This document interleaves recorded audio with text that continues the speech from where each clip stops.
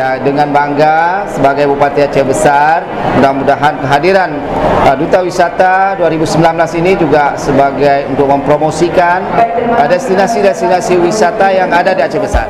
Selamat kepada Agam Muhammad Khairil Bashar.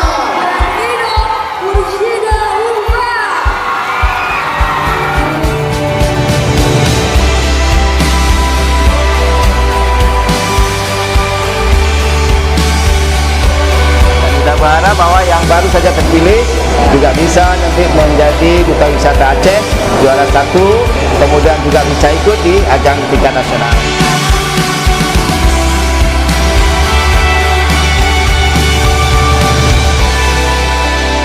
Duta Wisata penjaga budaya Aceh Besar.